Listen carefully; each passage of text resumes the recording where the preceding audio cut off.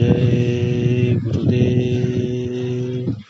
जय गुरुदेव नाम प्रभु का।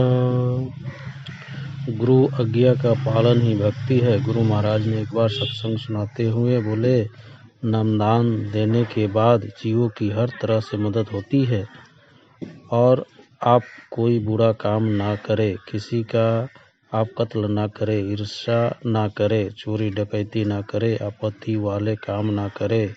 जहाँ तक संभव हो इन सब चीज़ों से बचे रहे और जो गंदगी आपके पास जमा है उसको उतार दिया जाए। लेकिन जब आप गलती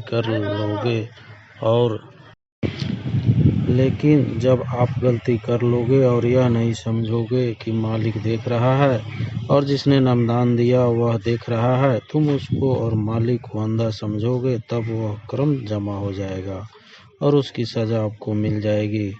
फिर आप रोओगे, चिल्लाओगे। यह बहुत ऊंचा संदेश और ऊंचा विज्ञान है। यह छोटी मोटी चीज़ नहीं है।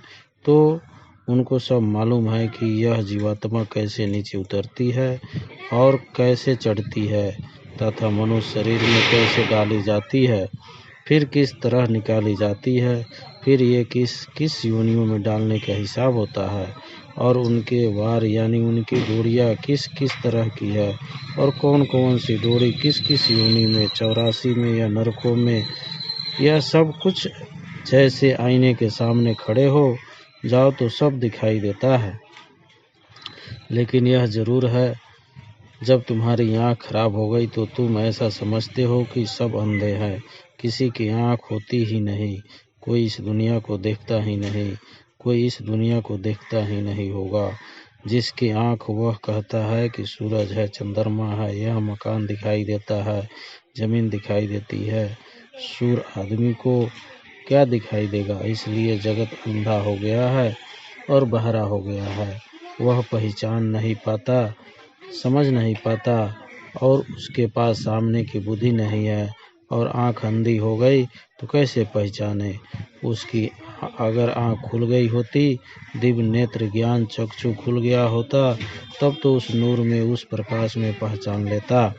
भक्ति नाम किसका है? आज्ञा का पालन, और कोई भक्ति नहीं। भक्ति नाम कोई तस्वीर देखने का नहीं। तुमने मंदिर में कोई मूर्त देख ली तो इसका नाम भक्ति नहीं। कोई गाना गा लिया या कोई प्रार्थना कर ली तो इसका नाम भक्ति नहीं। वह महापुरुष आज्ञा दे, उसका तुम प्यार से पालन करो, इसको कहते हैं भक्ति। संत कबीरदास जी की जीवन की एक घटना। संत कबीरदास एक सेठ धनवान के मकान की तरफ गुजरे तो उसके दरवाजे पर जाकर आवाज़ लगाई। उस आवाज़ को सुनकर सेठानी जो कि रसोई बना रही थी फौरन बाहर आई तो कबीर साहब ने डांट कर उनसे कहा, अरे पापीन, तेरे चूहे में सैकड़ों जीव जल रहे हैं और तू देख रही है? इस पर सेठानी बोली, जा जा, तेरे जैसे भिखारी यहाँ आते ही रहते हैं, कहकर चली गई। संत कबीर भी चले गए मगर सेठ जी के कान में कुछ शब्द पड़ गए।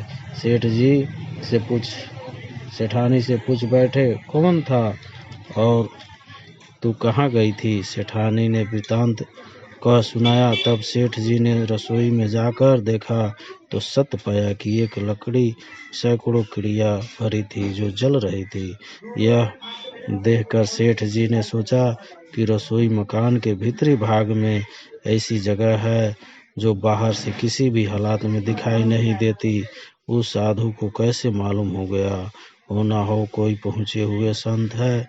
तलाश करने चला गया।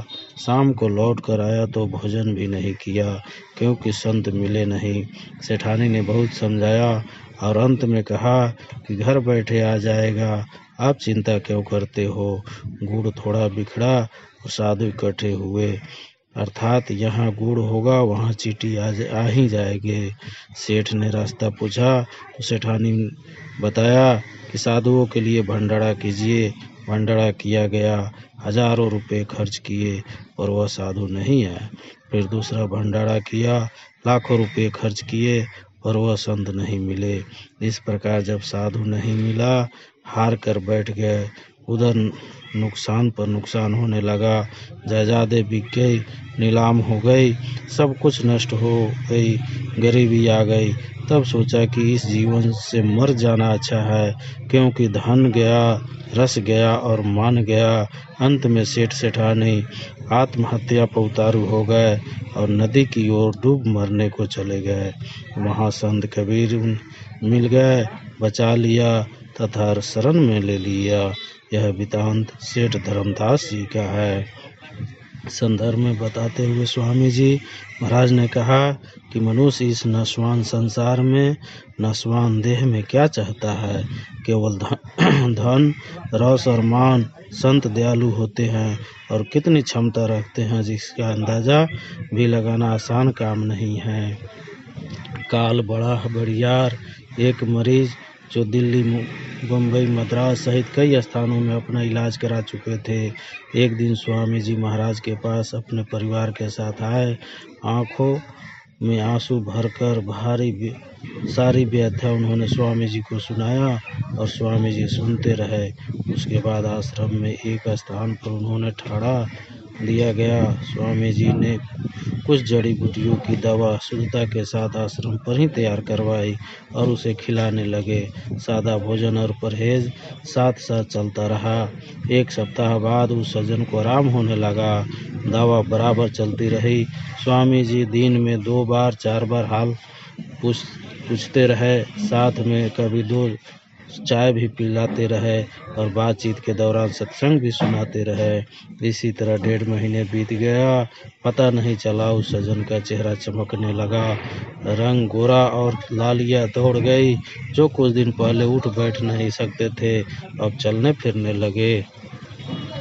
एक दिन स्वामी जी ने कहा, सेठ जी, मैं कुछ दिनों के लिए बाहर जा रहा हूँ, आप यही आश्रम पर रहो जब तक मैं ना आ जाऊँ। सेठ जी पुराने सत्संगी थे और स्वामी जी उनका बड़ा ख्याल रखते थे।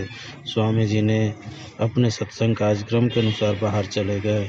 दिन बाद सेठ जी के लड़के और बहू आए, पिताजी को स्वस्थ देकर जिद कर घर ले गए। 4-5 दिन बाद सेठ जी के घर से खबर आई कि उन्हें एकाएक दिल का दौरा पड़ा, शरीर शांत हो गया। जय गुरुदेव।